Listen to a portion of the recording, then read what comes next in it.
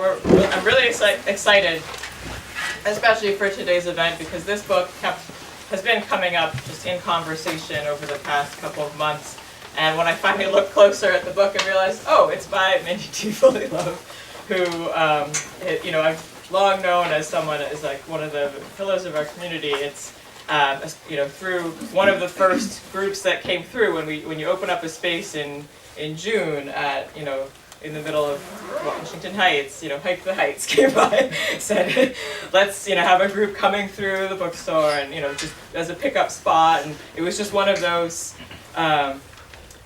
also those kinds of groups at first when I heard, what is Hike the Heights? And I started looking into what it was and seeing what the formation of that group was and how the consensus group built. And now I'm also glad to see that history documented in this book. There's a lot about how that group formed that is really informative, I think, to how we've been operating as a collective here at Word Up, and I find it really interesting, and I'm excited that that model has been around and has been informing a lot of the people that have come by and helped build the space over this time. I would like to read. I know that we have your bio up on some of the promotional stuff, but I want to read the whole thing here because I think just so everyone knows what all the things that you know. Dr. Mindy Thompson Fullilove is a professor of urban policy and health at the New School, having moved there in 2016 after 26 years at New York State Psychiatric Institute and Columbia University.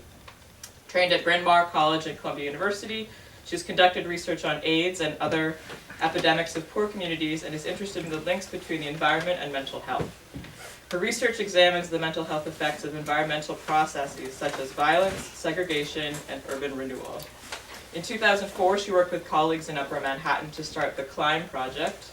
CLIMB stands for City Lives is Moving Bodies, which has advocated for reinvestment in the area's cliffside parks. This has spurred millions in new investment, including a 2016 $30 million investment to update High Bridge Park, which the pedestrian entrance floor is a block away. In 2007, along with other community activists, she helped found the University of Orange in her hometown of Orange, New Jersey. The U of O is a collective offering free courses in urban culture so that students can become more active in determining the future of their city. In 2016, Dr. Fullilove was named an honorary member of the American Institute of Architects for advancing architecture and urban planning through her expansive knowledge of cities and the relationship between the built environment and the wellness of society. Her work is the subject of feature articles, including the 2015 New York Times, The Town Shrink, and she herself has published more than 100 articles and 6 books. In the blog Writing Cities, Andrea Gibbon writes of this book, this is one of the few books that really tries to come to grips with the deep psychological trauma caused by mass displacement, what it calls root shock. It does so through the prism of urban renewal and reminds us of the scale of it. Because Mindy is able to listen, she's able to describe the ways that people are connected both to buildings, but also to each other. I love how from multiple angles, the human connections to the earth, to the built environment, and to each other always emerge as key to lives well lived, whether looking at permaculture or public space or psychology. Also pleased to introduce in conversation with Mindy today will be Coach Dave Crenshaw, who also many people here know. Coach Dave is a youth sports coach and community organizer. His youth program, the Team Dreamers, based at his first alma mater, PS 128 in Washington Heights, trains up to 100 kids in athletics, life skills, and more.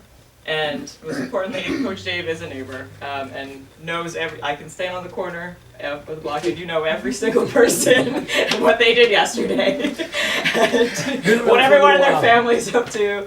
And it's great. And I mean, there have been, so many rounds of kids who've come here through and who I see all over the neighborhood now, but I know through their having been introduced to this space because Coach Dave has brought them there, or because Coach Dave has brought other kids to bring them here, and Coach Dave has also done, we had a professional development series for our collective at one point last summer, and Coach Dave was one of the first people that come to speak to us about all the things that he knows and can let us know about these blocks.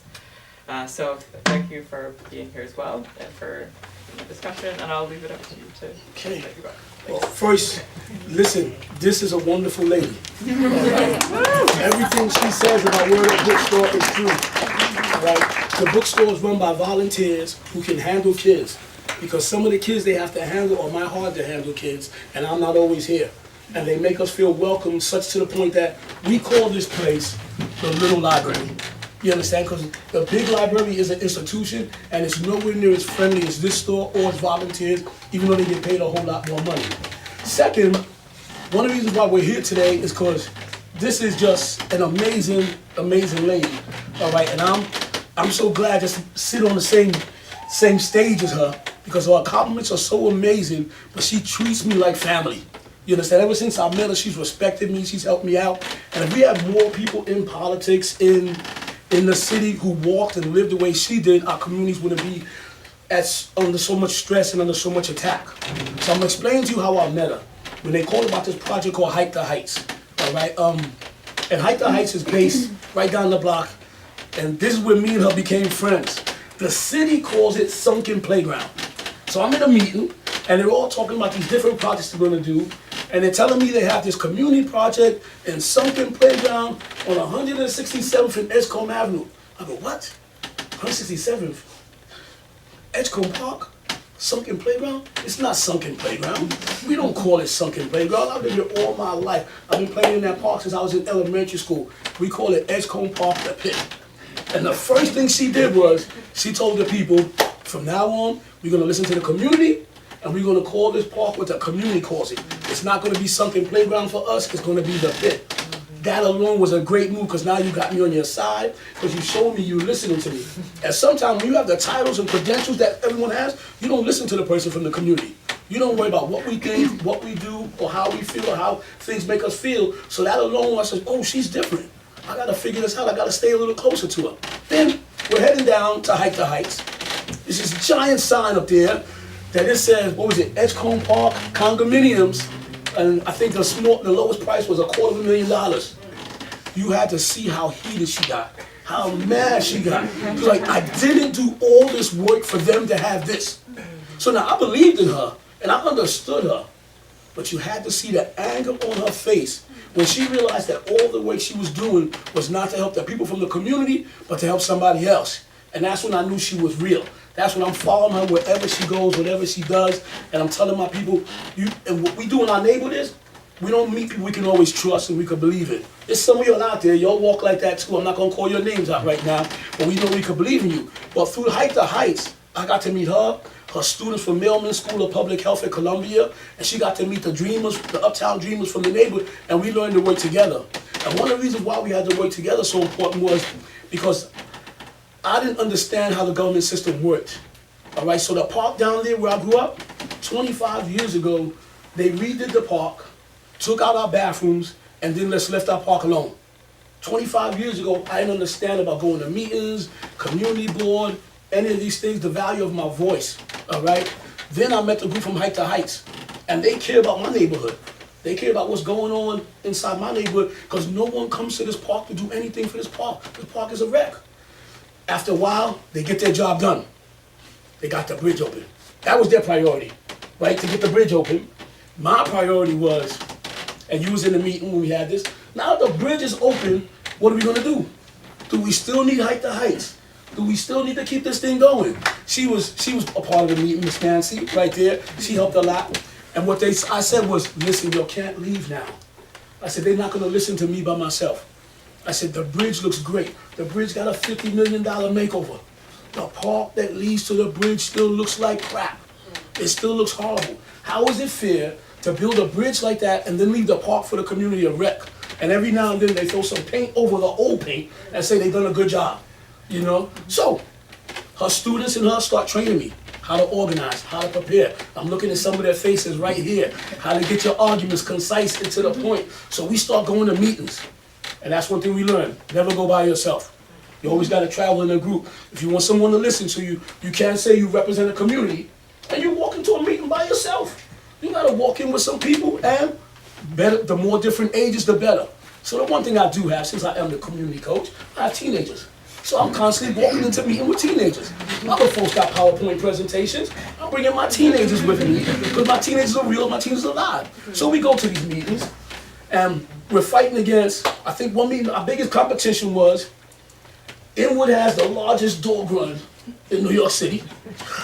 They also have the second small dog run in New York City, and now they want money for maladjusted dogs.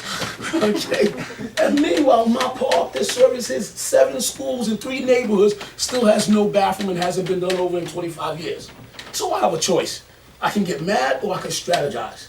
So I'm listening to the lessons I learned from Hike to Heights about presentations, about the importance of showing up, showing up and staying involved. We don't miss no meetings, we don't miss any events, and God bless him, he's not here no more, but Obi Bing, who's on the community board, would always let me know when every Parks Department meeting was there, so I would show up. So we go to these meetings, and we use our argument, and the students of Mailman helped me the most, because they kind of told me to make my argument a little more concise, and stress that I'm a Title IX coach that works with girls, and it's unfair for a park to have a park and there's no place for the girls to go to the bathroom. It's bad enough you're gonna ask the men to go into the bushes. You know, that's horrible, but you can't do that for the ladies. Now, what does that do? That argument helped me get Uptown to understand my argument. So now it wasn't just a Washington Heights project. Now it was a Northern Manhattan project, and the females were on my side, because the females get excited when they see a man speak about rights for females. You know, that doesn't happen too often. So, to make the longest story short and introduce you to this star, she's done so much magic in my life that our park down on Edgecombe Avenue is getting ready to get a $15 million makeover. Okay? They're going to take down everything. They're going to put up everything. But hold it, here's the good part. They always argue to us, and she's talking about the laws of a park, right? That there's supposed to be rules in a park. Well, when you don't have a bathroom, you don't have staff. So if you don't have staff, there are no rules, there are no laws, because there's no one there to enforce it, and it's a free-for-all. So one of the biggest things we said was how important this bathroom was going to be, because technically Edgecombe Park is 2 parks. We have one downstairs and one upstairs, so we're not just getting a regular bathroom. We're getting a 3-stall bathroom. Okay, to you that might be a little thing, but that means if the bathroom has 3 stalls and baby changers on both sides, it means that Parks Department must put a staff member in the park. So now we're going to get the bathroom, we're going to get the park done over, and all of this happened because I met this wonderful lady and I Hike the Heights crew. All right, so that's how I'm gonna introduce you to one of my heroes, okay? And let her tell you the rest about this wonderful book, because I could just go on forever, but you the star today. Thank you.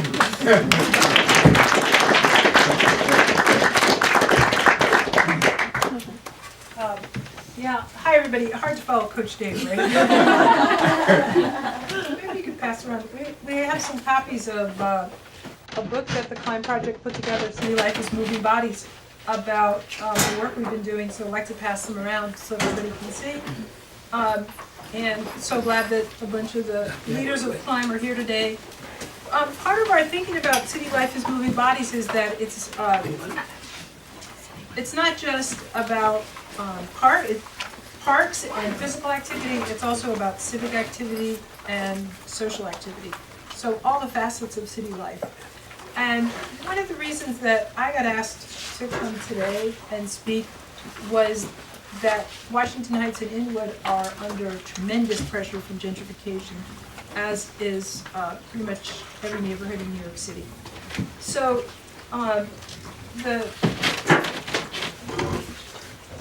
what's important is that in creating this Climb consensus group, this coalition, that where so many people got to meet so many other people, it was one of a contribution to preparing the neighborhood, getting the neighborhood out of those kind of decades of violence that accompanied the crack epidemic and into a new period. And one of the characteristics of this new period is that we have to fight for the neighborhood. When there was like bullets flying on every corner, rich people didn't want to move up here. Mm-hmm. Once the neighborhood had calmed it down, because it was the neighborhood activists who got rid of the violence, once they had calmed it down, people like Coach Dave, who kept the kids off the street so they would be safe and so they wouldn't be causing mayhem. So many things happened to develop this as a great neighborhood. Then rich people were like, well, that's a great neighborhood, I can move there. And then they come with whole buckets of money and poor people can't compete. So that's why I was so upset that day. It's like we worked, everybody, so many people worked so hard to say that Highbridge Park is one of the most amazing spaces you could ever see in your life. and so important to the neighborhood, such a great place for activity. I personally just love it so much. And it needs to be a resource for the community, right, for the people who live here. And especially, you know, if you don't have a lot of money, you can't go to a gym, and maybe you can't take the subway someplace else, just be able to walk out your house and walk one block and be in that amazing park, play basketball, meet Coach Dave, walk over the bridge to the Bronx. These are great things. And then to have rich people show up with their buckets of money and build this new building. And it was worse than that. The cheapest apartment was $350,000. I'll never forget that. Okay. $350,000. So this means that they're just going to buy the neighborhood because they can, and that's what's been happening in lots of other neighborhoods. So what I wanted to talk about a little bit is that what I hope is that, you know, the kind of collaboration that made Climb such a success can be part of the collaborations that are going to be needed to fight this new fight. But what I want to say to you, the most important thing I can say to you, is that gentrification is not a neighborhood problem. So everybody's like, hey, gentrification is coming to my neighborhood. What do you mean it's not a neighborhood problem? So just randomly, anybody name a neighborhood that's had gentrification that you heard of? A New York City neighborhood. What? Clinton Hill. Clinton Hill. Anybody got another one? Bed-Stuy. Bed-Stuy. What's another one? Williamsburg. What's another one? Central Harlem. What's another one? East Harlem. What's another one? Fort Greene. What's another one? Chinatown. Carroll Gardens. What's another one? South Bronx now. What's another one? Lower East Side. There you go. We could go on, right, until we've named every neighborhood in New York City. So what's my point here? It's all of New York. It's not a neighborhood, it's not a neighborhood problem, right? You feel it in your neighborhood because it didn't hit all the neighborhoods at the same time, right? It's been creeping north, like Central Harlem got it much earlier than Washington. It's like, you know, some kind of like nasty thing that creeps. What's a nasty thing that creeps across the landscape, right? Like kudzu, right? It's like kudzu, that vine that ate the South. I think it started with one kudzu, and then, right, one kudzu, and now it's anywhere you go in the South, it's eating everything. And it's illegal to plant kudzu in the South because it just takes over everything. So gentrification is like kudzu. Kudzu is an ecological catastrophe. There's other things that have done this the same, right? There are various things that came over on ships. New Jersey had an episode of some ticks. One tick came over, but these ticks they're like asexual. They can just have eggs all by themselves. They produce thousands a day. And this tick would take over the whole state. It was one, right, that they found on a sheep. They did a whole huge thing to try to keep it contained, but we don't know yet if it's contained. My point is, if that one tick gets established in New Jersey, it'll be in Pennsylvania, it'll be in New York, it'll be all over the United States. This is what gentrification is. It's an ecological catastrophe. Do you see what I'm saying? Mm-hmm. It's not a neighborhood problem. So if a neighborhood is experiencing a creeping ecological catastrophe like it just got here, the question is, what do you do about it? And so the point I want to make is that it's not enough to think that your point of attack, that your strategy, it's not enough to have a strategy about what to do in Washington, I think. That's a dead in the water strategy. Not that you shouldn't be thinking about that, but it's not enough. So just as one of the most fantastic, things about Climb was that it was a really big coalition. And so, for example, all y'all know Coogan's restaurant, right? Yeah. So Coogan's came under the hammer. They were going to have to close Coogan's. And in one day, 15,000 people signed a petition, you can't close Coogan's. That was amazing. That was a huge coalition. So all of these coalitions come out of different things that we've worked on, or just different ways in which we've been good neighbors to each other, right? Like this bookstore is part of just people being good neighbors. Climb, people being good neighbors. All the work Coach Dave does, just good neighboring. A lot of good neighboring going on. But the neighboring can't stop at these artificial boundaries. Like I'm a neighbor of Washington Heights, but I'm not a neighbor of Harlem. Because kudzu does not respect neighborhood boundaries. Kudzu is going to eat the South. It didn't stop at the boundaries of Georgia. It's going for Mississippi, Louisiana, any place where it's hot. And since climate change is coming this way, pretty soon it'll be right here. You'll be chopping kudzu in Highbridge Park. This, right? Hope not. So ecological problems don't respect political boundaries that we invented. Ecological problems, they creep, they move, like kudzu. So we have to understand, that's what geographers talk about scale. So if I have a problem on my thumb, it could be a problem on my thumb. But let's say I bang my finger with a hammer and I have a bruise. That is legitimately a problem of my thumb. But what if I have, blood poisoning on my thumb? Well, what could happen then? It will spread. It will spread because blood poisoning, right? So the poison is in the blood. My mother always used to say, if you start to see a black line going up, then you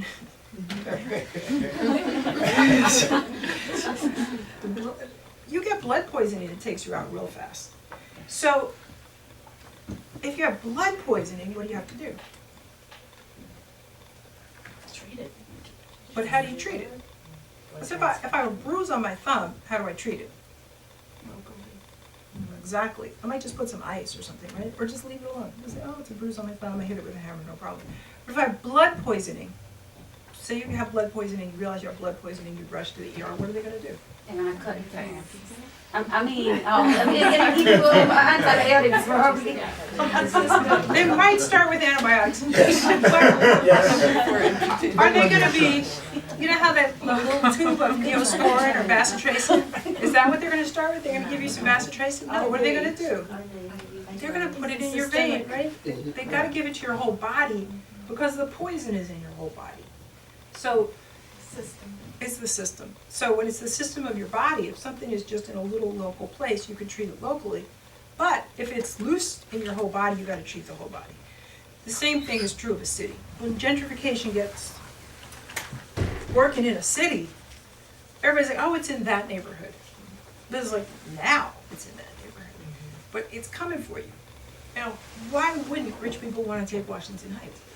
1/3 of Washington Heights and Inwood is parks, beautiful parks. Why wouldn't they want this, right? You go over to High Bridge and you look out and you see this sweeping vista, this breathtaking. You go over to the cloisters and you look out and you got the Palisades. Why wouldn't they want this for themselves? Why would they want to just let poor people have it? This is a beautiful, amazing place. And it's rich with all that the people have invested in it. People have made great stores. People have made venues. People have made street life fun. People have made organizations. People have made so many things. It's very rich. So, when the period of the crack epidemic, the neighborhood was in real pain. It wasn't functional. It was torn apart by violence. But people got together and they got rid of the violence. And then out of that, so many things have flourished. So it's a very attractive place. So what do you have to do to try to contain, what's the systemic antibiotic in this situation? What is it that we have to do? The first thing is that you have to not think about this as a neighborhood problem. So who else is in your situation? You gotta call them up and you gotta go visit them, find out where their struggle's at, and you gotta invite them to your struggle.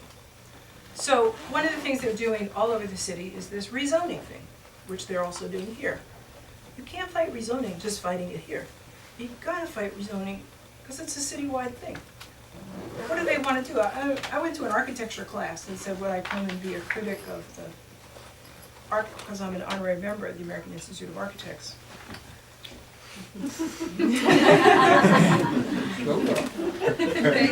I get invited to a lot of these things. At the end of the semester, the students have to present their work.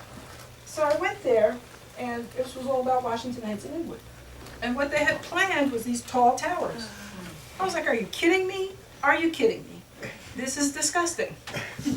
But what are these tall towers gonna do? Because they were all like market rate and so cute and I was like, views, right? I was like, no.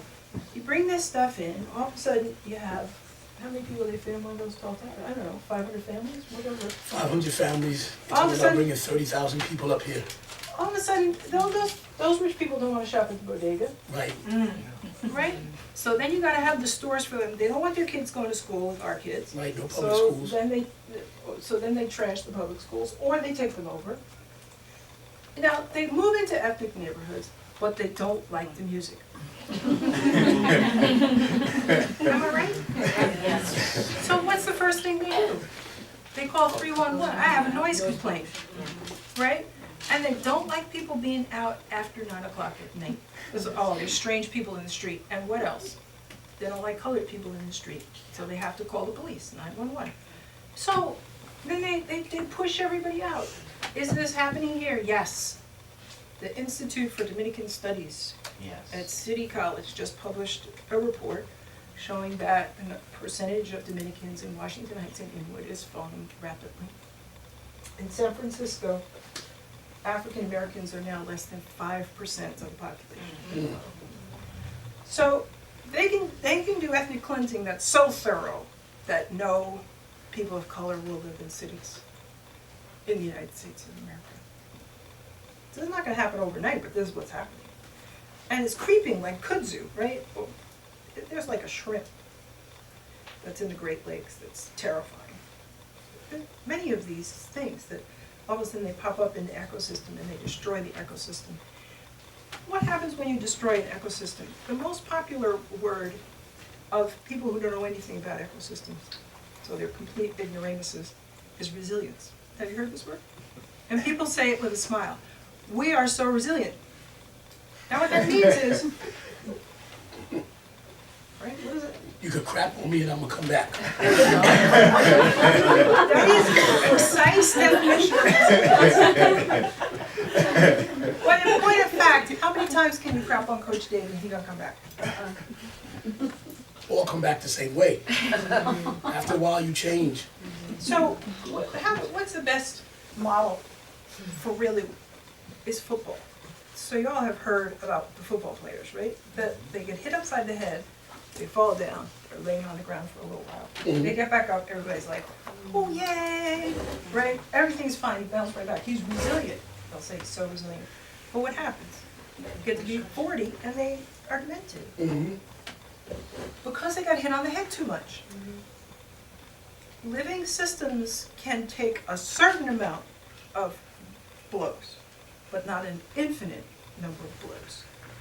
So this wretched process of reorganizing our cities and putting the poor people out is an attack on the urban ecosystem. And what happens if you attack the urban ecosystem of the whole United States of America? Well, you get what we got. So we're a country that's deeply divided, with racism running amok, with a president who's demonstrating bad behavior of every variety, a real rupture with being a civilized nation, which is not to say we were perfect, but there were some rules of conduct that have now been broken. You know, the idea that you can be in public office and lie whenever you want. This is a bad idea. Elected officials should be held to the truth. This is what you get if you rip apart your cities, because the cities are the drivers of your culture. So we have to understand this as an ecological problem. And when we think of solutions, we have to think of ecological solutions. So the deep question is what's happening. And it's complicated what's happening, but at the bottom line is that New York and other American cities were places of industry. There used to be a lot of manufacturing, right? The garment district, they made garments, right? Domino Sugar Factory wasn't a cute loft, it was a factory where they refined sugar. And they brought the sugar up from Puerto Rico, and they brought the Puerto Ricans up from Puerto Rico to work in the sugar factory, right? That's what Domino Sugar was. A lot of manufacturing. Newark, New Jersey, Detroit, Michigan, Pittsburgh, Pennsylvania. all these places, San Francisco, places of industry, cities of industry. The industry is gone. We threw away, as a nation, we threw away all industry. Very little left here in the United States. And what we brought into our cities was what are called the FIRE industries, which are finance, insurance, and real estate. So all those big towers downtown are for that. And all of that is, you know, I think it's fair to say, I mean, I'm a psychiatrist, not a financier, but all of that is kind of like funny money.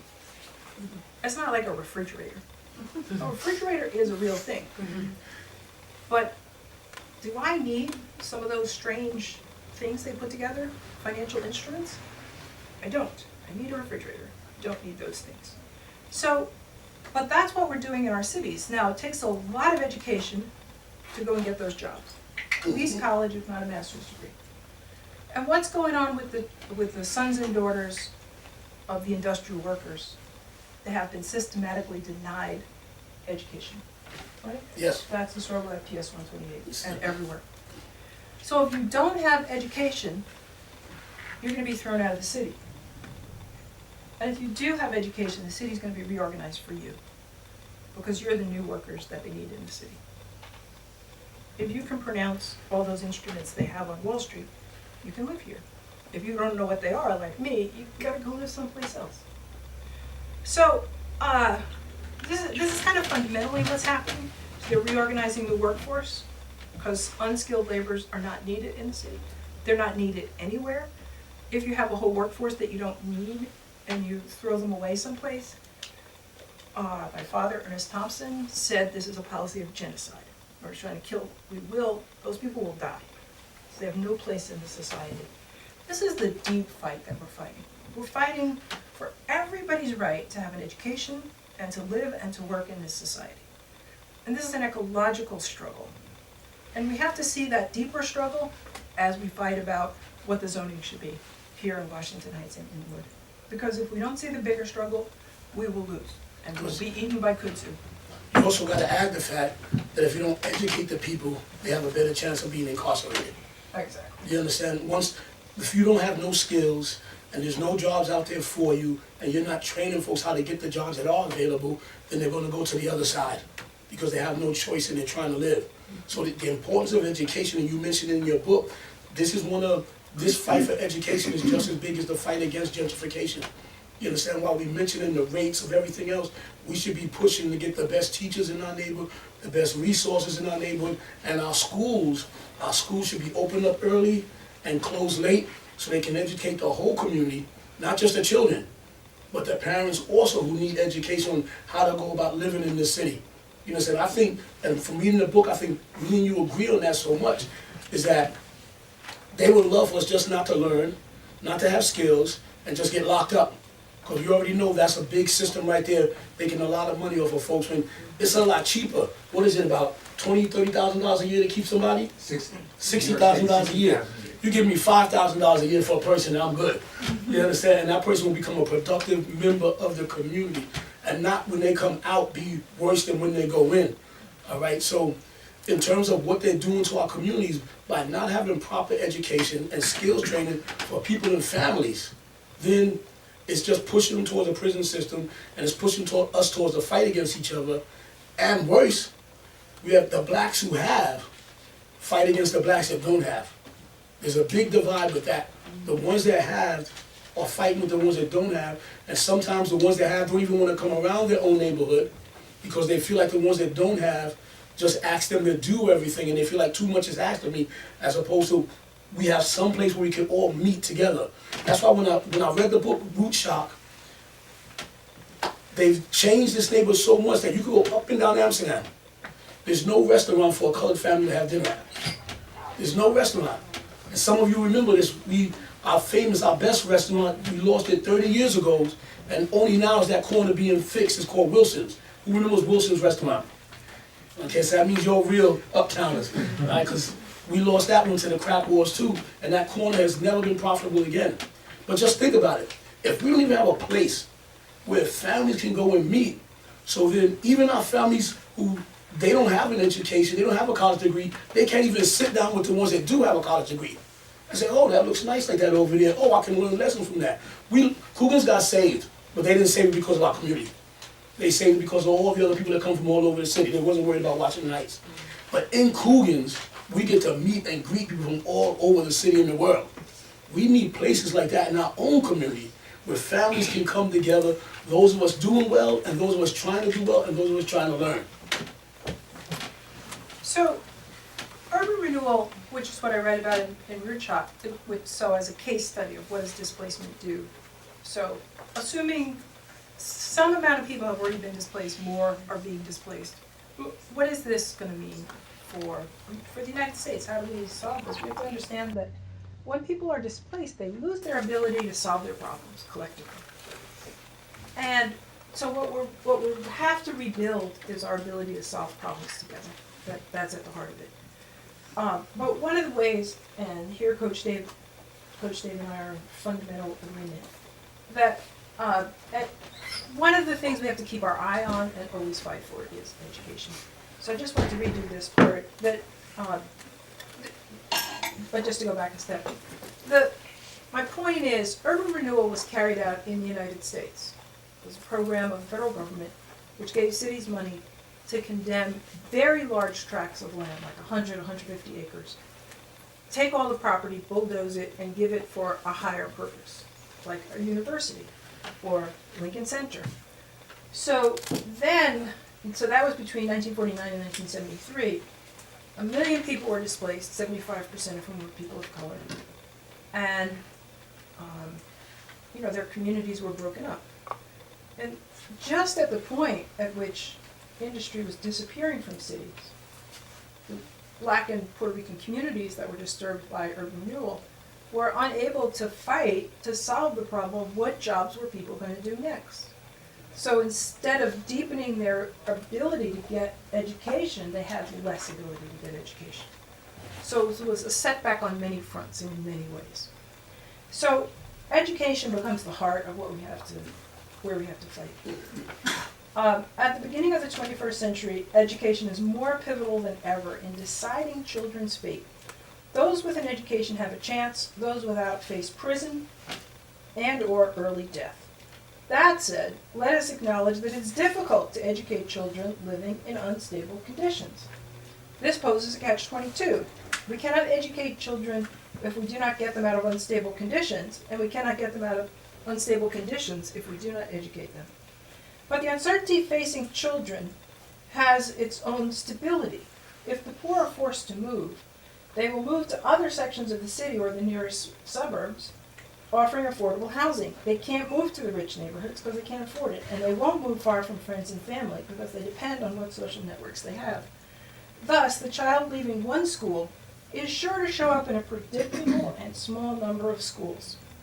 Therefore, the solution to instability is to create a system of schools that are in the rotation of the poor, such that each has substantial additional resources, be open, long hours, welcoming the family to support learning, and each resembles the other sufficiently for new children to blend in easily. What are the resources these schools need? They need to be small, but housed in large buildings that offer plenty of room for activities, family meetings, community learning, and other kinds of gatherings that make the school a center for the neighborhood. They need to have long days, starting at 7 and ending at 5 or 6, and long school years, maybe 40 weeks a year. Not only does this give parents time to work, it gives the children time to master all that is in the modern curriculum. We must abandon the unworkable assumption that schools will do half the teaching and parents will do the other half via homework and family enrichment activities. Instead, we must give the schools the time they need to do the whole job. I go on, but I'd like to stop and then you can all jump in. So it's important to understand that from the question of what does displacement do to people, I end up saying we have to focus on the schools. Schools are the way out.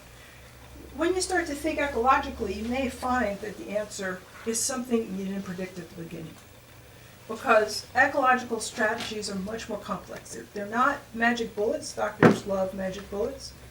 I'll give you penicillin. They thought when they invented penicillin that they would wipe out syphilis and gonorrhea. Guess what? Syphilis and gonorrhea wipe them out. They became resistant. So there's no magic bullet, No. but there are magic strategies that are ecological in nature. So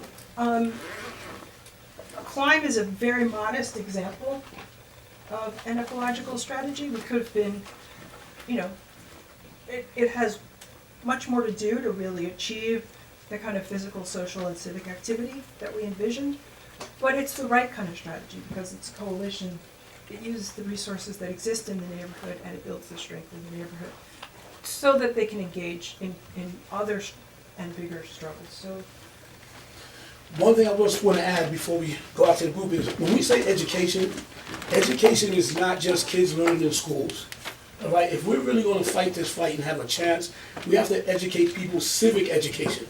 You understand? They need to know what the community board is. They need to know what their public officials' roles do. They need to know how valued their voting is. Not just Obi Bing, I love to say this quote by him, he used to tell me, voting one time a year is just not that important.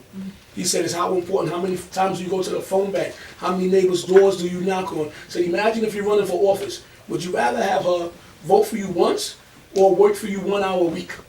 And then you figure out what's more important. So we have to explain to our community how important their time is and educate them on what politicians do, what community boards do, what their PAs do, what the community precinct councils do. They have to know when elections are coming up. They have to know how money gets allotted to the different parks. They have to know who's their friends and who's their enemies. So that's why the schools need to be open longer. You understand? And I don't even think 6 is long enough. It's definitely 6 was good back in the other century, but now kids ain't going home. There's no primetime TV, so we need schools open to 8 o'clock at night. That's when I stay open. All right? And the idea is to educate parents, young people, and our neighbors who want to help out on what they can do to make a difference. You understand? So that everything we do doesn't come from pain, but we start knowing how to work together. Because one of the smartest things she said was, it's true. I can't just work with people from my block. I just can't work with people from my neighborhood. Number one, there's not enough of them that really care the way they should care.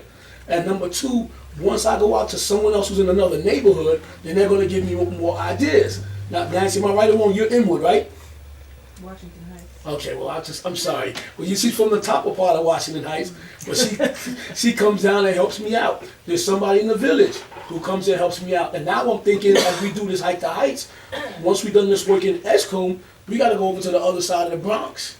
Because that side of the bridge don't look too nice either. And then we're going to find some other folks who think like us and want to work like us and strategize together. So when we say education, it's all different levels of education. It's not just book learning. All right.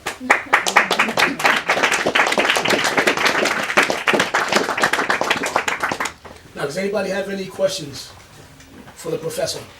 But before we do that, Okay. maybe the leaders of Hike the Heights 14 want to say a word and invite people to the party.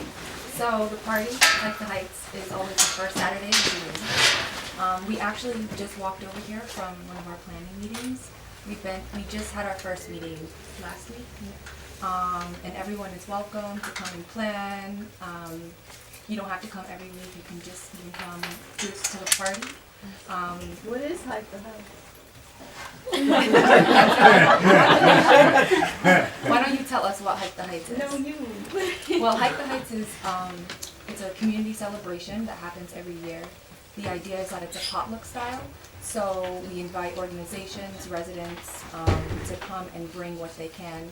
A lot of times, community organizations bring programming and different activities, and the idea is that it's not supposed to look like a health fair, but it ends up being that a lot of community organizations that are involved in wellness initiatives come. And yeah, it's just a big party, but the most important part isn't just the party, it's what happens before the party. So we plan seed groups which hike from different points along a trail, the giraffe path, and each seed group has a hike leader, and they go out into the community and do outreach and try to get them to be part of their seed group. And then the day of the party, they meet together with their seed group and they hike from their starting point, and they meet up with different seed groups. Am I explaining this correctly? They meet up with different seed groups along the trail, and then eventually they all meet at the party. And we try to plan it so that everyone arrives at the same time. And sometimes people come with big groups, sometimes it's just 3 or 4 people. If it's an organization, a lot of times they have their banner and people are chanting, and then when everyone comes, we're like, hey, welcome, welcome to the party. And then we just celebrate, and there's some organizations do tabling, there's arts and crafts going on, there's food, there's reading. Do you want to say where the party is? Oh yeah, that's the most important part. The party's in the pit. Got it. At Highbridge Park, which is on the corner of 67th. Yeah, in Edgecombe. And if you go to 167 Edgecombe, you walk down the stairs, that's the pit. It's a really big area. And the hike starts at various points from the north and the south. The first starting point from the south is at Central Parkway, the 110. and then from the north it's Fort Tryon Park. Sure. Sure. For this year, we're looking to open up new seed groups and new points because we'd like to bring more people from the Bronx across Highbridge Park and also more people from East Harlem. And this year we may even have biking. Yeah. Very excited about that. Yeah, and that's a really important point, is making the Bronx connection. So now that we have the High Bridge open and people can walk across it, we've been trying to kind of bring in organizations from the Bronx so they could form their own walking groups and then really make that connection. And so now we have Urban Health Plan. Jabu is here. She's a community health worker for Urban Health Plan. And so she's going to be working with a bunch of their outreach staff to bring walking groups from the Bronx. There's like 10 clinics in the Bronx at Urban Health Plan, and they just opened up a clinic in East Harlem, and that's how we brought them into this. So there's going to be, we're trying to bring in more connections, more organizations, and maybe the trail right now is a giraffe path. It looks like the head of a giraffe, and so hopefully we can draw onto that, so it's a body or some other body part, I don't know, but we're definitely trying. Yeah. Yeah, something So right hopefully it'll in the grow like the kuzo or Listen, Not like a one of the things they didn't tell me is how much fun the kids have making these giraffes. They make giraffes in all different sizes. They have some giraffes that are small like this and you can carry, and then they have a couple of monster ones like this that it takes a whole team to carry. So you have to come down there and see this parade of giraffes. The other thing is, because it's about keeping people moving, programs can't come and just table. You have to come and do activities. You understand? It's not just come and leave all your brochures and booklets out. You have to do arts and crafts. You have to do face painting. You have to do all different types. The reading circle is very important, but the idea is to keep it moving. yes, and then also the community comes. We have a stage there, and we invite different performers from the community to come, and sometimes it's just Coach Dave's kids coming on stage and singing a song. We have a person who raps Shakespeare. Almost said the wrong word. Yeah, so it's really fun, and it's just a community celebration, and it feels like a barbecue almost, like a down south barbecue. Might be on barbecue this year. We could barbecue. June 2nd. June 2nd. And our next meeting is on Friday next week. We Yeah. haven't finalized the time yet, but if you're interested, we can get your emails and we can add you to our list. And then feel free to join us. It's the plan. Everyone's welcome to participate, to add something, ideas. Do you want to say your names? Oh yeah, we're the co-chairs this year. Yeah. I'm Audrey. I'm Isabel, And I'm Angela. and one thing that Audrey and Angela had done this before, and by accident of a new job, I happened to be told 37 days before the hike was supposed to happen, like, hey, and also you're gonna be working in this project, and it was a life-changing experience in the sense that I don't think I ever had a connection to my environment the way I learned to have through Hike the Heights, in the sense that the theme last year was raw beauty, and it was all about getting the community to really see the public spaces. And like Dr. Fullilove said, 1/3 of northern Manhattan is parks, and how it all connects to the public health and how it's important for a community, for families, to have safe, clean spaces, especially like Dr. Fullilove said, that's one of the arguments being used a lot for the plaza, Haven Plaza, and it's like, for one of the arguments that I really love is, low-income people cannot always afford to go somewhere else, but it's really nice when they can leave those four walls and that TV with news about this guy all the time, and go and be together or alone, but go out there and be like in the open public spaces. And last year, it was so a lot of fear because we had no budget and no time. But the people that have been doing this for 14 years now love it so much that last minute everybody kept coming and donating their time and resources, and we have people. It was inspiring to see in like a month, see that all this community be activated. And this year, we are not going to be facing not having a budget, but we do want to see the community come out because this is the fight for our lives. Having a home, having a place to live is a human right. And so, being educated, and there's so many other things, are part of that, So it's this fight for our lives. So this is one way that we can remind each other that building strong communities is important. So it's a grassroots movement. It's the biggest event in the north. And this year's theme is building bridges. No, bridging communities. Bridging communities. Yeah. Oh, good.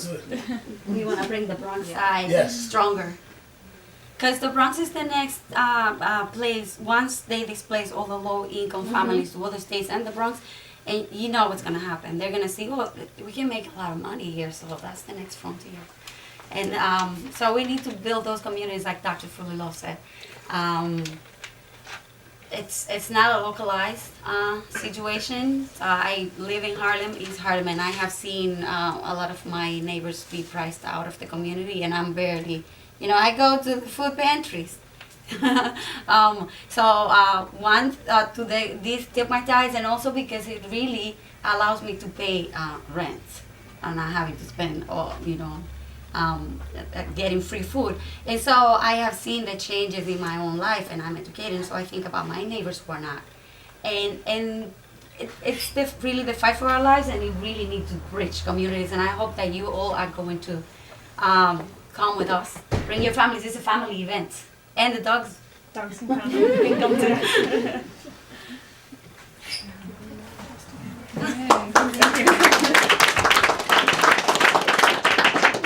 I have a question for y'all, okay?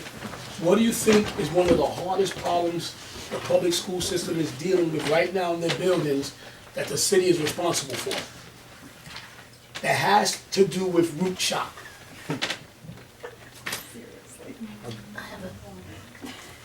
Okay, so I'm gonna give you, it's called co-location, all right? Co-location is one of the things that's making all our schools harder and harder to survive, because administrations and folks are putting more than one school in one building. Number one, it confuses the community. Right down the block, the building when I was a kid, it was called Stitt. All right, now it has 3 different schools in it. One of them is a charter school and 2 public schools. They each get 1 floor, but there's still the same amount of gyms. There's still the same amount of auditoriums, and there's still only 1 library. So now these schools are going at each other instead of just having a place where it's a sanctuary. Now the schools, you used to just have to worry about the neighbor school. You worry about the school 5 blocks over, 5 blocks in. Now you literally have schools in the same building going against each other. And that's a policy that the city needs to work on. I just don't believe in co-location unless you have a mediator, someone to help it work, as opposed to the senior principal being a bully to the newer principal. And you have to, if you go into a building, does anyone here have children in a school that has two different schools in one building? What school? We just go to Amistad in Inwood. Okay, all right. How's it working there? I think there are struggles. It's a struggle. I know there's been conversations and difficulties around like the cafeteria. Right? Different schools wanting different things, and then how are we going to do this? The gym, the outdoor play space. How do we share those things? So just imagine if you go to a school and you're not allowed to use your yard. See, like that's unheard of to y'all. But I can tell you, right up the block at PS 128, we have 2 schools in one building. PS 128 in Castle Bridge. One school has the gym, one school has the play yard. So imagine a child coming to a school, it doesn't have a lot of space anyway, but coming into a school and I'm not allowed to use the play yard at lunchtime or before school or after school, we're not even allowed to go in there. Or by the same token, imagine the other school where I like to play sports and I like to do things, I don't have access to the gym. You understand? So in terms of helping people grow, and when she talks about when you look at things and you just seem so bad, when I walk into that block, and I see that kids are not even allowed to go across the street and play, it hurts my heart. You understand? So I'm trying to work with the 2 schools to get them to work together better. But it's worse in it's horrible in most places where there's co-location. Unless you have the city bring in someone to mediate and solve these problems, it just becomes like being a bully on the street. Now you must have another question. Did anybody read the book yet? Okay, y'all want to read this book? Yes. Hi.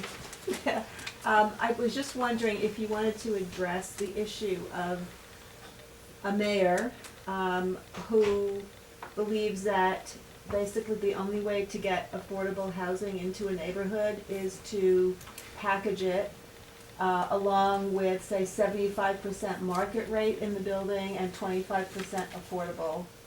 What would you say to that argument, that that's the only way that, the only way we can afford affordable housing is that way? It's one of those things where they get you into a corner, right? And then they blackmail you. It's like, you're in the corner. So Take this deal. yeah, it's real estate industry went after public housing in the 50s. They didn't want it. They didn't want it to be funded by the federal government. And they didn't want any federal money going to housing. The largest federal money that goes for housing is the mortgage tax credit. That's like 80% of the federal money that supports housing is the mortgage tax credit, which affects middle-class families. So it's this. So poor families are only getting the crumbs anyway. But now, not even very much crumbs are coming down. So when we say, first of all, when we say affordable, it's a lie because it's 50 or 60% of the median area income, which is phenomenally high. So it's not really helping anybody who's actually poor. And secondly, we have no plan for how to help people who are actually poor. So a lot of people in Washington Heights have an income. If the median income is $30,000 or $40,000, that means half the people have less. So there's no plan to house the actual, really truly poor people. So this is again this ecological problem that the real estate industry has been fighting this battle for 70 years to turn off any federal money going into housing. If housing is a right, then the federal government has to provide housing. There have to be programs. And they could actually, at this point, because we know a lot about how to put together good housing for communities, they could be really smart programs. But it's a much bigger fight than the neighborhood. On the other hand, it's very good to fight the fight against this plan in the neighborhood because it's a really bad plan. But we have to also fight over what the federal programs for housing are going to be. And if I could add, I honestly believe that it was going to win that fight. Because one of the things that they're organized, they're showing up, they're mobilized, and folks are scared. You understand? People are already changing their positions, waffling their positions. As before, when they were just trying to ram it down everyone's throats, now some people are saying, well, we need to listen a little bit more. And one of the key things is showing up. One of the key things is showing up constantly. But we got to get to the point where we show up before there's a crisis. We got to get to the point where we fill town hall meetings and when politicians have events, that we fill the place and let them know before you run anything, you got to run it through us. Instead of just waiting to when a problem comes, and then we all want to show up and what was it, 52 was standing room only, right? At 52, they had to turn people away at 52. Yep. But if we get to the point where we do that on a regular basis, then they'll present their ideas to us before they try to ram them down our throats. And one thing you said about the income is Washington Heights is losing out on a lot of income for youth programs because the newcomers' income are driving up our average. All right, and one of the suggestions was made was, I think you should do is, instead of using the average of everyone who lives in the neighborhood, use the average of everyone who goes to the schools in the neighborhood. You understand? Because we're losing out on, we're not even eligible for certain funding because it's going to the Lower East Side, the South Bronx, and the Brooklyn because they don't have the incomes that we have up here. But if you just took the people that go to our public schools and you took their averages, then it becomes, then we're right in line with everyone else. So that's the way they figure out the averages is detrimental to us here in Washington Heights more than I think any other neighborhood. On the other hand, in 5 years, the Lower East Side of the Bronx will be in just as much trouble. So another way to fight it is just to fight it across the board. So you know what the strength of that is? We're going to need all those good minds together to come up with the right strategies. There's going to be power in the numbers of us constantly getting in the same room and figuring out which way we want to attack and also knowing which staff members we can go after, which policies we can go after. So that's why it makes sense to make it a whole battle and have all the superstar community activists get together and fight the enemy. Yes? Since you raised the question about the federal government and its policies towards housing, I think all of us have been reading about Ben Carson, the head of HUD. And the fact that the only thing he seems to care about is the development of community development centers. A lot like what was happening with the war on poverty in OEO way back in the 60s. He wants these places to be centers where people can learn to be educated, where they can be taught how to do the kinds of small businesses that can bring economics back to them.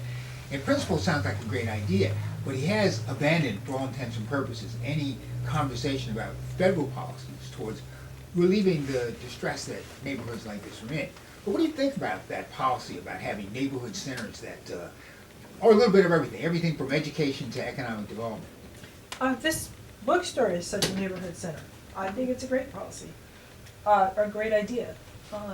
But to say that that's the policy of HUD and not that we're going to solve the problems of housing of our citizens is ridiculous.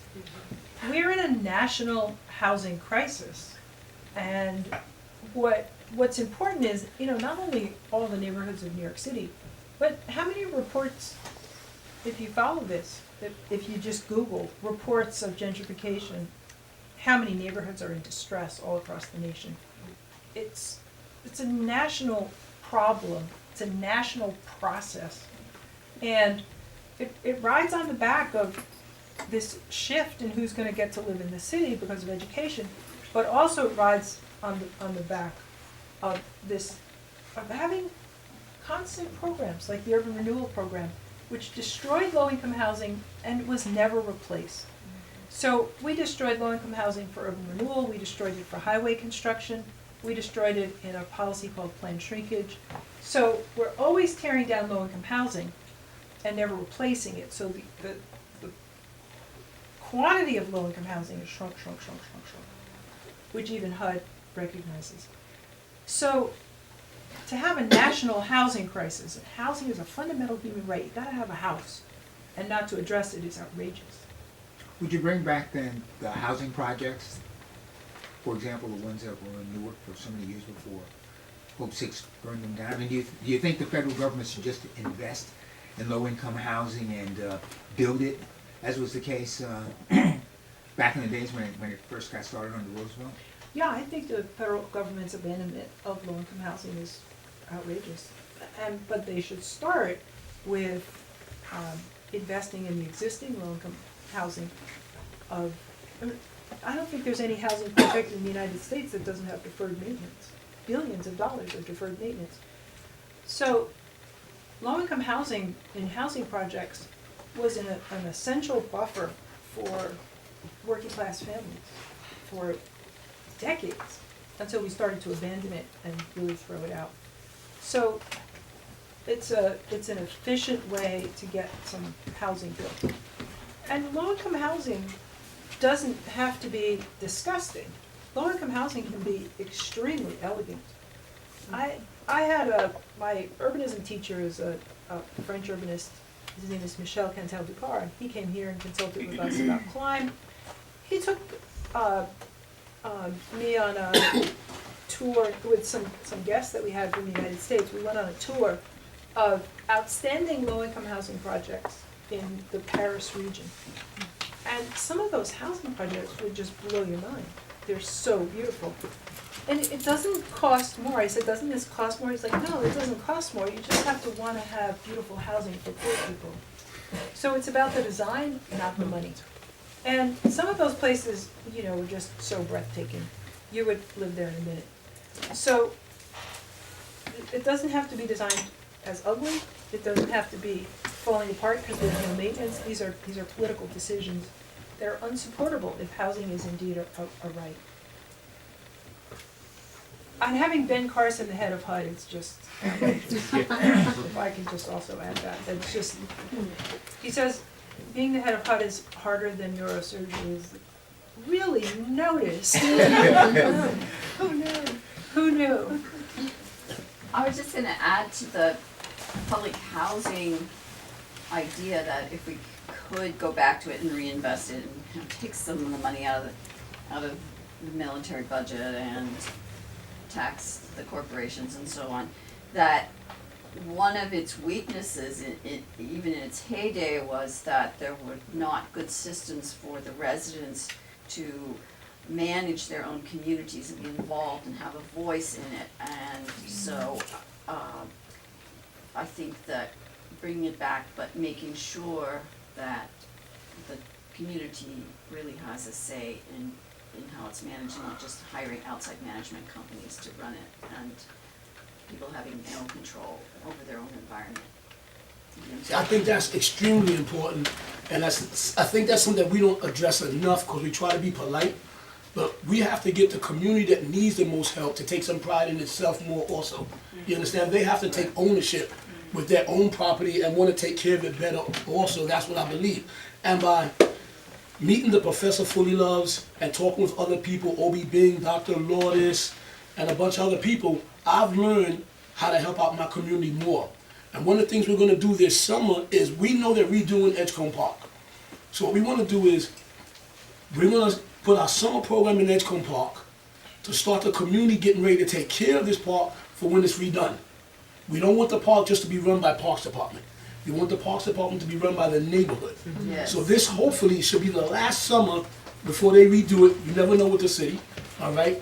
But the idea is to take it and start teaching the kids and the families, listen, this is going to be ours. We're going to take care of this. We're not just going to keep calling the 3-3. We got to figure out how to make it work for our neighborhood. And one of the reasons why your people in this room are so important is we need you all to keep coming out, keep coming to events, share your stories. That's one of the things the book is so amazing about is when you read the stories, when you listen to them, it makes you want to take care of your neighborhood better. It makes you want to build something that somebody's going to talk about later. A lot of folks in these neighborhoods, we've been beaten down so much, we don't believe in ourselves, and we definitely don't believe in our neighbors, and we're petrified of newcomers. Personally, I don't use the word gentrifier. I can't use it with somebody I'm sitting down meeting a bar or someplace like that. I call them a newcomer, and I got to look them in the eye and figure out where you're coming from and what you're about. Because I've met some people who just moved into this neighborhood, and they're great to my community. You understand? And they want to help me build things up. And I've met some people who've lived here all my life, and I can't count on them. You understand? I just can't count them. Look right where we're at, and I got a whole bunch of people in this neighborhood, and not too many of my friends even came down the block to hear me talk. So I got to count on new people in my life to help me out. All right? And the idea is, if I stay in my neighborhood, and I keep bringing back the right folks, these folks are going to get people to open up. You understand? It's not just about the building. It's also about the stories that are around the building and the space. It's about coming someplace and everything is not negative. That's like for Hike the Heights. I don't even know how I'm going to make it through that day. I got so many things planned. But my brother, the pastor, is the DJ. And I said, we got to do this. We got 2 big events on the same day. It all comes down to planning. If we plan, and we train people how to help out, how to do things. It's not rocket science, just to make people move and have a good time. But the more we stick together as opposed to just on our block, then the stronger we're all going to be. We call it 1 + 1 = 11.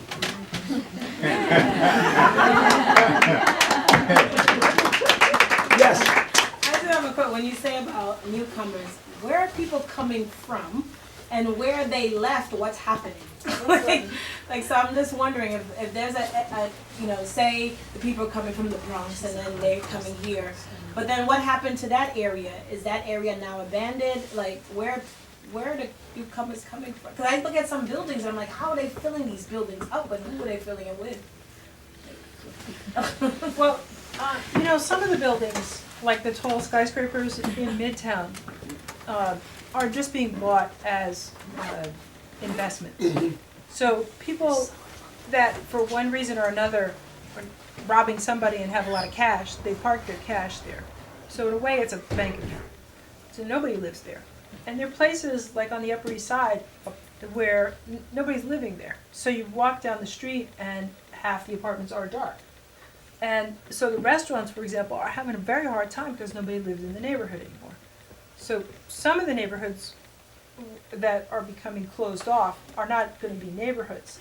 This is why it's like kudzu, because this gentrification, this whole price thing around the real estate is killing the city. But the other thing is, say, a young person graduates from college in Peoria, and they want to come to New York City, which I did when I graduated from college, and then they have to rent an apartment. They can't rent an apartment down there, so they have to look for where they can afford, so they come up here.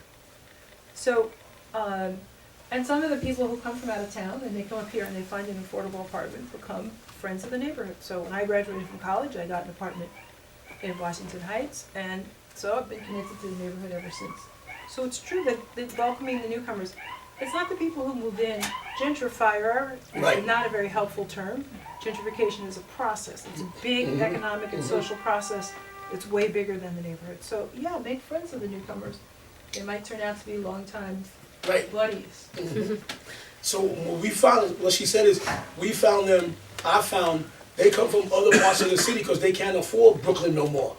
They can't afford other places. And then they come up here, and to tell you the truth, our apartments are a little bit bigger. Our bedrooms are a lot bigger. So if you rent a bedroom, if you share an apartment with someone else, here the bedroom is huge compared to other neighborhoods. You understand? So people will come up here to share apartments, buy apartments, and they're finding better deals. And even though some institutions don't understand this, people from all over the city now understand you can walk anywhere in Washington Heights and be okay. It's no longer don't cross Broadway. You understand? You can go wherever you want and it's going to be all right. That's right. Who said that? I'm not going to mention no names. I'm not going to call them out. Yes. So I would consider myself a newcomer. There you I go. don't want to say gentrifier. Right. I have the money, fortunately, to be able to support myself in an apartment that is so expensive, yet so small that my dad has to walk outside to get air sometimes when he visits. And my mom here has been there, and she knows how small it is. But I do spend a lot of money for it because I was priced out of when I lived in Astoria, Queens. And I have a lot of friends that live there, or either in finance or in real estate, all the fire things that you mentioned. So to answer her question, and the same answer that you have, they were priced out of living where they were living. They were living like near West 4th, and they couldn't spend $5,000 for one bedroom anymore, so they moved to Washington Heights, where it was like, you could get a much larger apartment for a third of that price. So I guess my question for you, because it feels like talking about federal policies and city policies, is like, short of a time machine to go back to before the real estate boom happened and everything became so out of this world expensive, how do you solve this? How do you stop it? How do you go back so that people aren't being priced out anymore? Because it feels like a time machine. I don't want to be hopeless, but it feels like a time machine is kind of the only thing that would fix it. Well, we have to go forward. Yeah. And the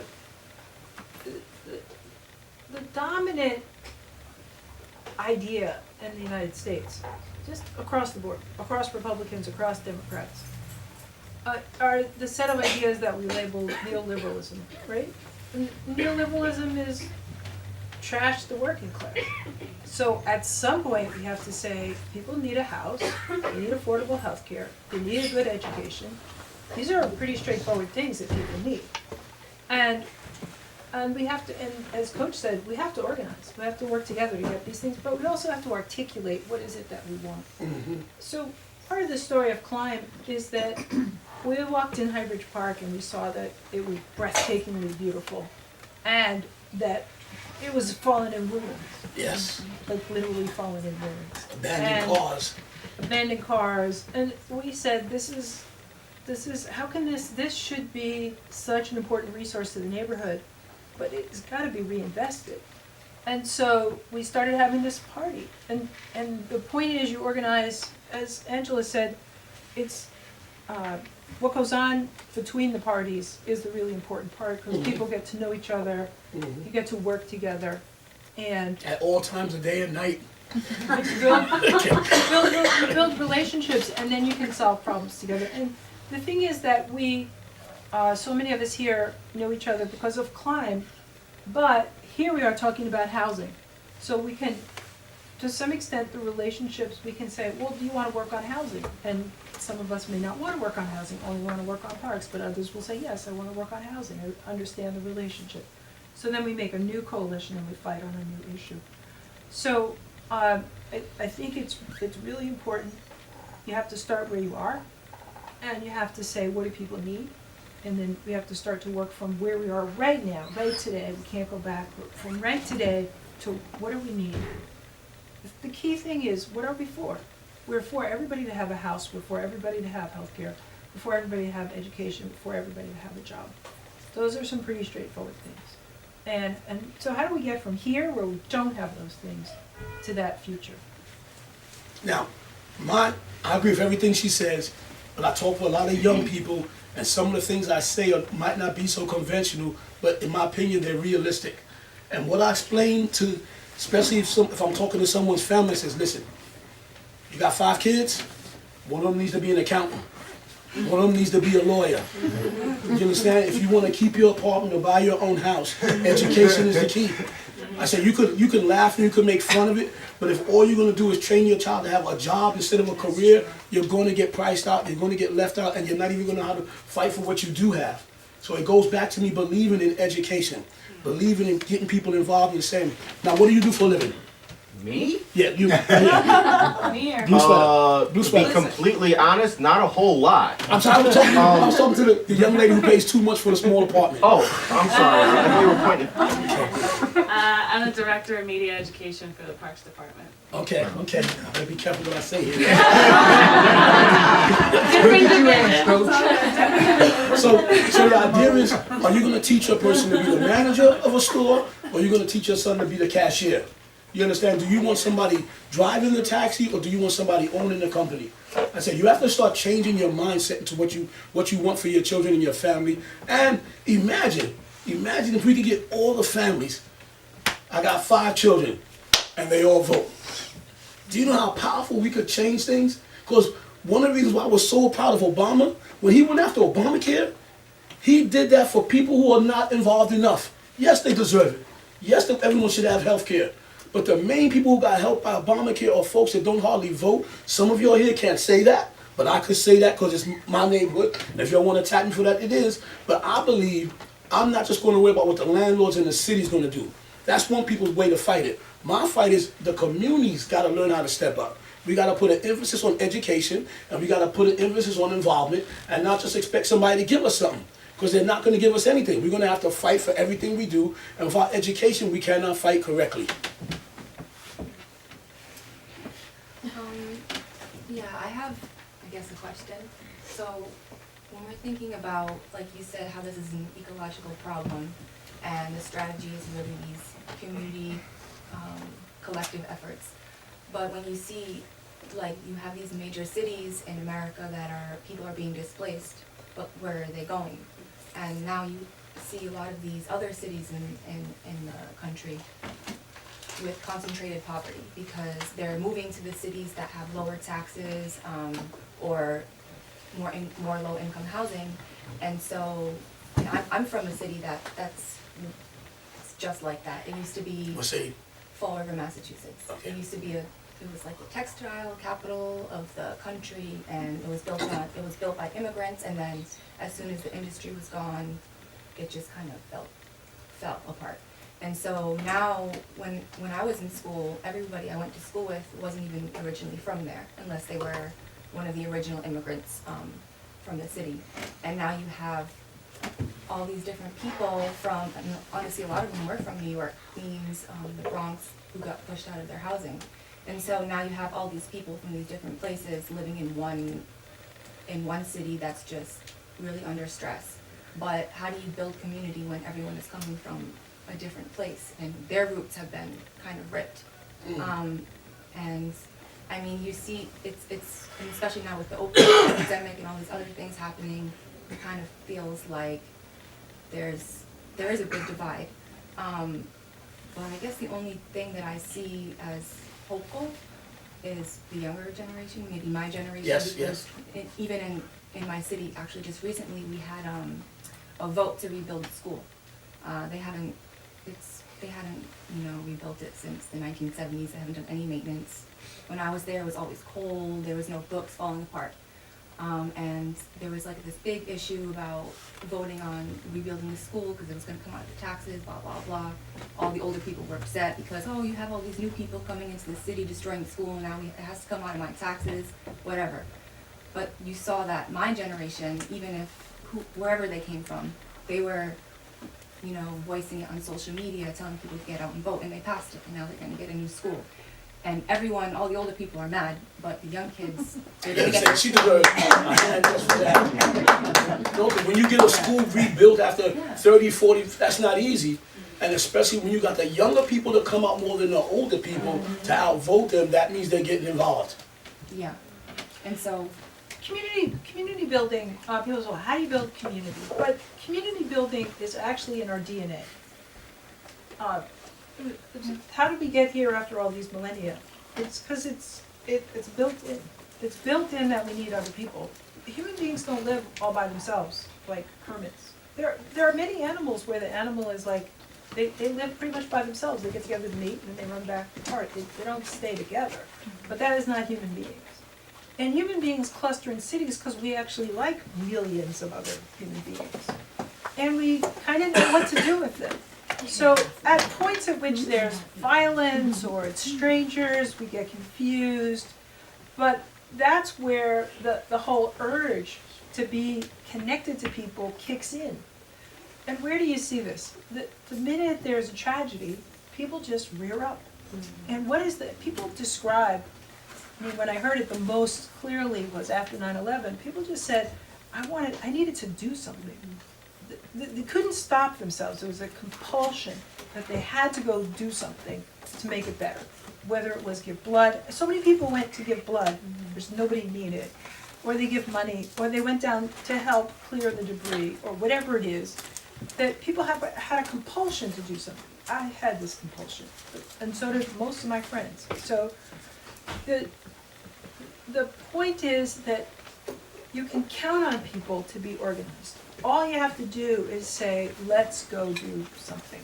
So all you need are 2 friends, which you have 2 friends right here, right? And the 3 of you are like, okay, we're just going to do Hike the Heights 14. So that is all you need. And everybody in this room has 2 people that you know. So all you need to do is have them over to dinner and say, let's work on. And the 2, so it's 1 + 1 + 1 equals thousands.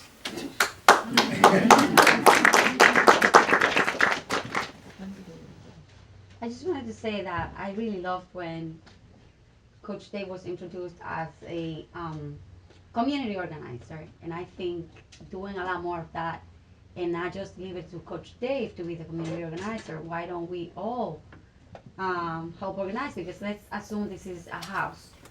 And so it's not only the mom's job to organize it, or the dads. And so sometimes we are all like waiting because we're so busy.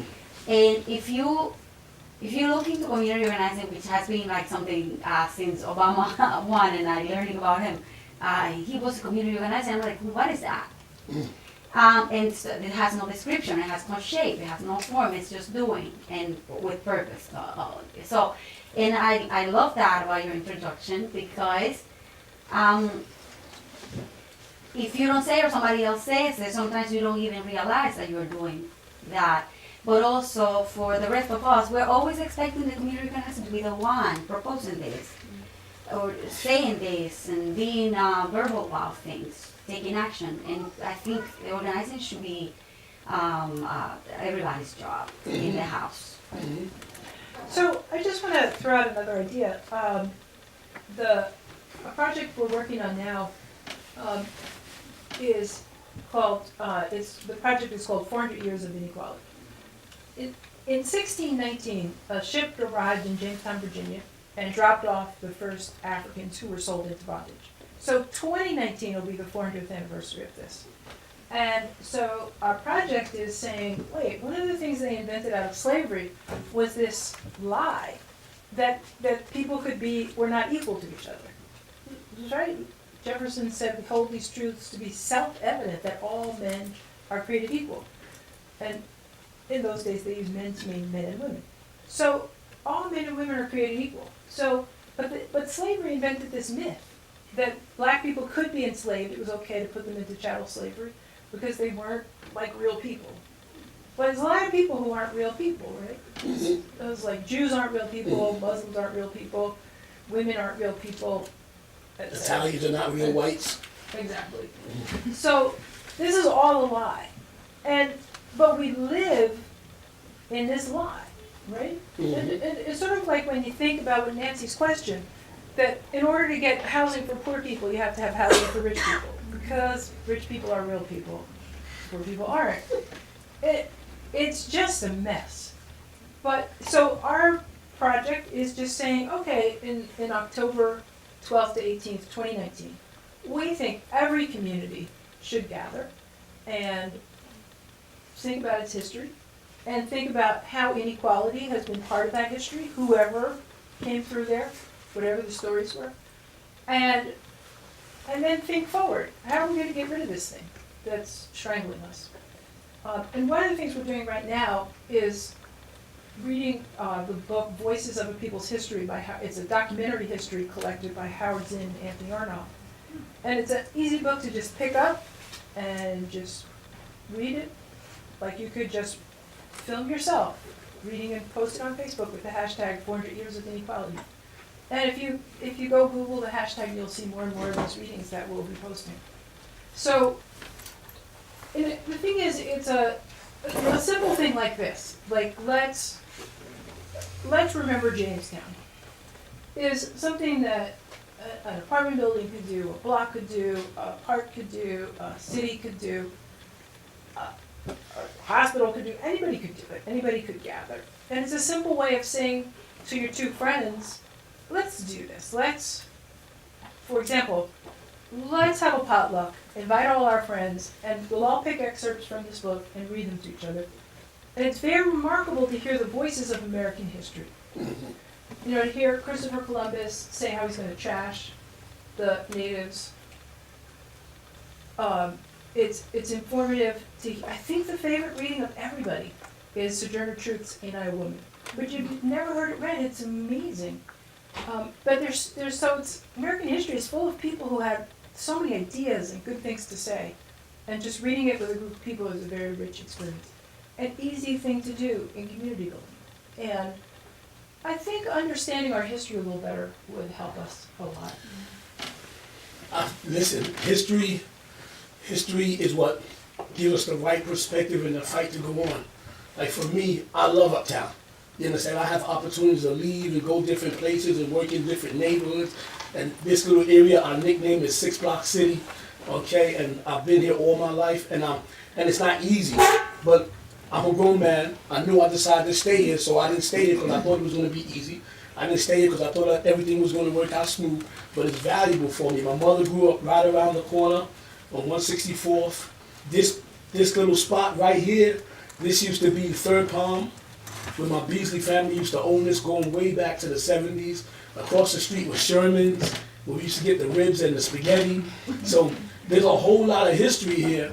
And so when I read the book, I understand what she's saying when she talks about root shock. I'm glad you put the name to it. Because it's like, man, you gotta do your job better, coach, so you don't lose more things. You understand? So you keep some things around. So 10 years from now, Hike the Heights is still here.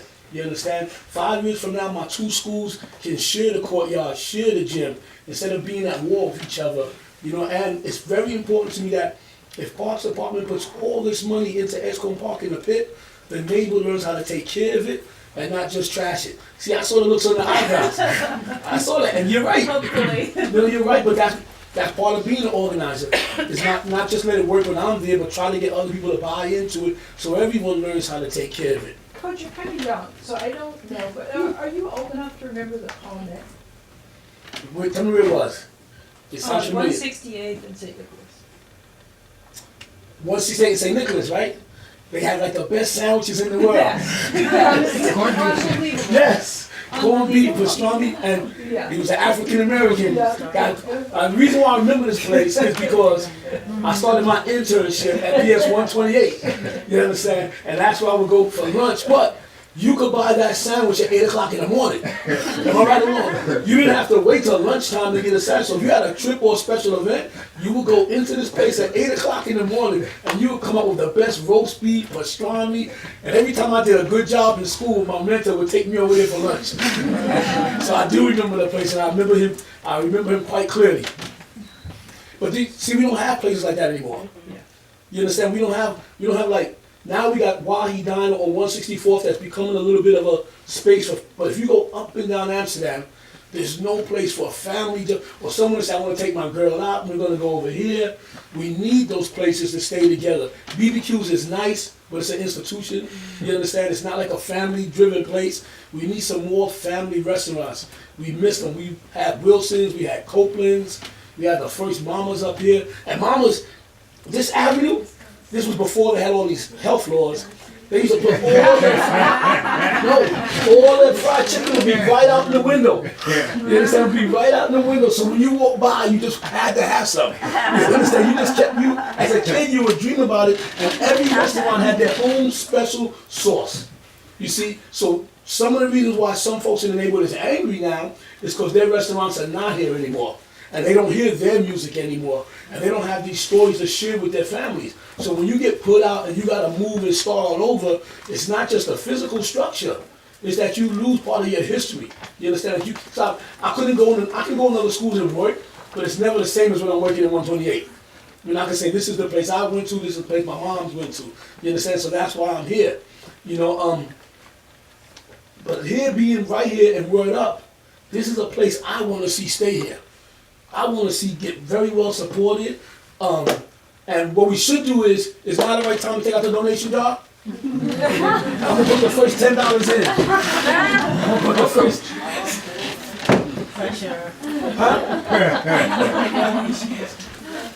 So what I recommend to y'all, I'm going to do this part. I don't know if the others are going to do it, but I'm going to do it. Okay? If you think my stories are anything, you want to read this book. Because this book just doesn't have great stories in it. It has a way to make things better and not give up. It's like one of the things she says, it is what it is, and now we gotta learn how to move forward. You can't move forward by strategy. You can't move forward by motivation. And if you buy the book today, you're autographing, right? Yes. Now she don't gotta tell me to do none of this. You understand? I'm already crazy about her, so I don't gotta worry about all the celebrities that come from someplace else. I know when she's in my neighborhood, she's gonna take care of my neighborhood. And we have to do more of that. There's other folks in this room just like that. We have to support our local heroes, our local community heroes that make sacrifices. Yeah, pass that around. Pass that around. Okay, I gotta pay my rent for all the kids that I sent through this place. And if I'm gonna be in Edgecombe Park in the summer, you know I'm gonna be using Word Up even more. Yeah, we use their bathroom a lot. We store equipment here. This is what she's talking about, community building. It's figuring out who you can work with. Veronica is the director, and Veronica didn't tell you a whole story. Veronica built this place up with a whole bunch of volunteers while she was trying to raise her family and hold down a full-time job. Wow. You understand? She started off as a volunteer director, trying to manage this and manage that, and her baby is known all over. Because wherever she goes, she takes the baby to every community meeting. So if you've been to a community meeting, you've seen the baby. And the husband's a great guy. Because while she's talking and everything else, he makes sure that baby's not crying and upset. So they make a great team. But now she's the full-time director. And we gotta stop thinking, just because you care about your community, you shouldn't be able to earn a living. We really gotta stop thinking that, because you're losing quality people if you don't you don't allow them to make a decent living. And then you get someone there who they're only there because they can't get a job anyplace else. Can I introduce another community building hero? Yes, you can. We have a room full of We have a community room full of them, so we can. But I want to introduce Lynn Elizabeth, who is the editor of New Village Press, which reissued its root shop when it had gone out of print. And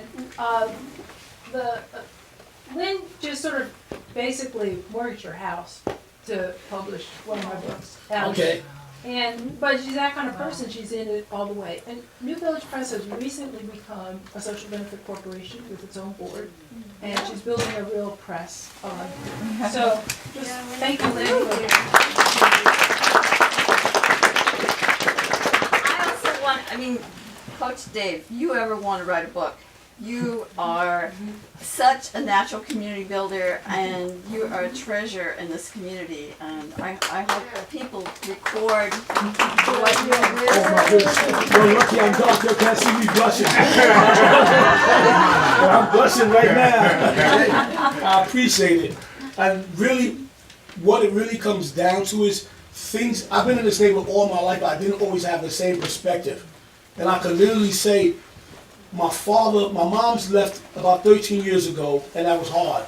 But when my father got sick, and one of the things that I was so glad that they left me with good people in my life. And they left me with the ability to appreciate good people. So as he got sicker and mom was gone, you start saying, listen, I'm not living on this planet by myself. I got to find me some good figures. I got to find me some good people who are going to keep me going and smiling. I don't want to grow up and be the angry person that doesn't care about their neighbor no more. And in them terms, all right, we know Obi Bing, who was on the community board for 12 years and volunteered in my school and took me up to Cape Cod, graduated from Cooper's Union. He like adopted me, and he used to tell me, and I'm letting you know I'm wearing this shirt in his honor, because he would take me to meetings, and he would say, Coach, you come with me, you're going to sit in the front, you're going to be on time, and you're going to wear a shirt and not that t-shirt. He would tell me, he said, when you're recruiting kids, you can wear your t-shirts. But if you're trying to get people to respect your program and respect your community, you got to walk like they walk so they listen to you a little better. And we have another guy over here, Professor Fullilove, okay, who walked with Dr. King, all right, and he's coming to the precinct and talked to people a few times, and now the precinct is listening to me better, because they're like, how do you know this guy? And the last event we had a politician there who thought he had the best resume in the room. He thought his resume was overwhelming, and then he heard his resume.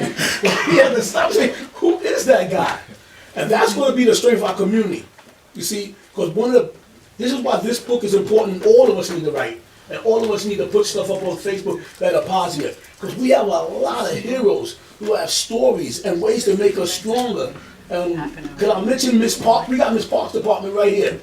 There's no one else in this room who does more exercising and organizing and helping the neighbors stay healthy in this park. Raise your hand. I don't got to say your name. You know who you are.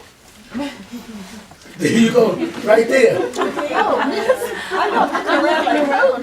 She has run exercising, get in shape classes in how many different parks? 7, I think, now. 7 parks, and she does it with a smile. And she always has a group hiking down. And when we started changing ESCOM, we're always worried about who's on our side and who's not on our side. We're always worried about the ones above the bridge, trying to keep those of us below the bridge from getting resources.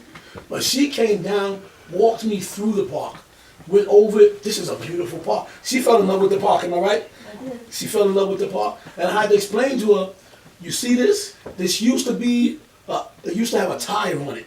They used to have this. I said, now things break down in my park, they just leave it empty. This used to be a bridge. No, people didn't jump from this side to that side of the instrument. But when it broke, they just leave it because they didn't worry about the park. And she started helping me, started advising me. And you was there that day when we took over High Bridge. Remember, Over hybrid. remember they had the meeting on where the money should go? And it wasn't a couple of us. that time, yeah. We had 2 tables. We had 2 tables of people advocating for Edgecombe Park. But I was also told by Parks Department, if you really want people to listen, you gotta say it by the right name. So I go Sunken Playground, AKA Edgecombe Park. All right? But if we work together, Celebrate our stories. Listen, you open up any page in this book, it's a story that's gonna make you wanna take care of your community more. You understand? I don't do this just for anybody. You understand? I don't go up here and say this. Whatever you pay for this book is gonna be worth it. She's gonna autograph it for you. You're gonna learn from it. You say you wanna learn how to community organize? This is the book that's gonna help you right here.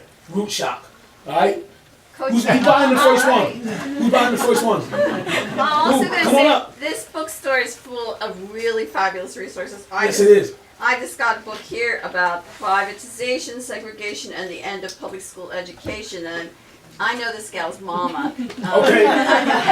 Okay. I know this is a really valuable book. There's a lot of great resources here. And I'll also mention that Mindy wrote another book after Root Shock called Urban Alchemy that really talks about solutions. You know, she has real elements for community building in it. So she's got some solutions, and she's got a new book, which is a classic book that she wrote with her dad, who had been a labor organizer, who used his skills from labor organizing to become a community organizer. And this is a story from when Mindy was a child, and what they did, which really helped communities I mean, they did it in New Jersey, but it was groundbreaking for communities around the United States. And that book is called Homeboy Came to Orange, and that's coming out May 1st. I like the title. May 1st. Homeboy Came to Orange. Now, who wants the first autograph book? Come on up.